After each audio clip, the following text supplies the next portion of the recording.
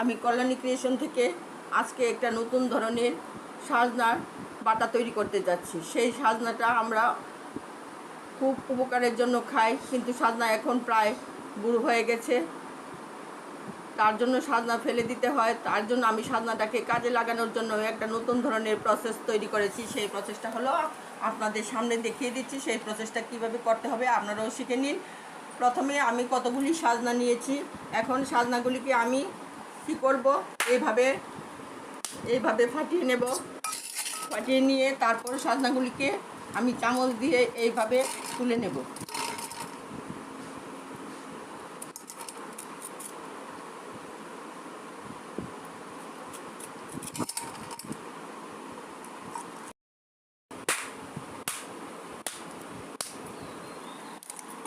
এইভাবে সাজনাগুলিকে আমি একটু ফ্লোরে বাড়ি দিয়ে একবারে থেতো করে নিয়েছি।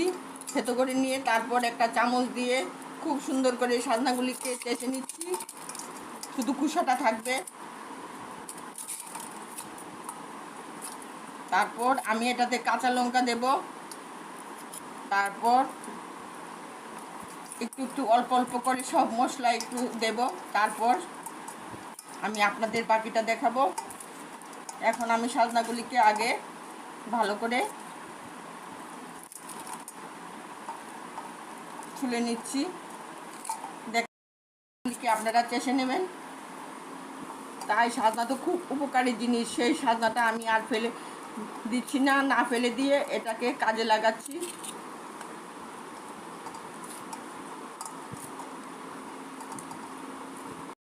সাজনাগুলিকে খুব সুন্দর করে সাজনা থেকে বিচিগুলি বের করেছি এবং সাজনার সার জিনিসটা আমি এইভাবে চামচ দিয়ে চেষে নিয়েছি। চেষে নিয়ে এখন আমি এটাতে কিছুটা পেঁয়াজ কুচি দেব, কাঁচা লঙ্কা কুচি দেব, তারপর কিছুটা তেল দেব, কালো জিরা ফোড়ন দেব, কালো জিরা শুকনো লঙ্কা ফোড়ন দেব, দিয়ে তারপর সাজনাগুলিকে মিক্সিতে পেস্ট করে নিয়ে তারপর এগুলি পেঁয়াজ, একটু আদা, একটু কালো জিরা দিয়ে তারপর এটা কড়াইতে সুন্দর করে ভেজে নেব। তারপর সাজনার বাটাটা তৈরি হয়ে যাবে। সাজনার বাটাটা খেতে খুবই সুস্বাদু। আমি একদিন করেছি, করে তারপর দেখলাম যে সাজনার বাটাটা খুবই সুস্বাদু।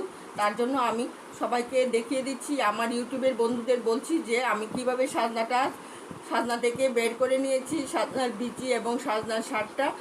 এখন আমি এটা মিক্সিতে পেস্ট করে নিয়ে আসছি।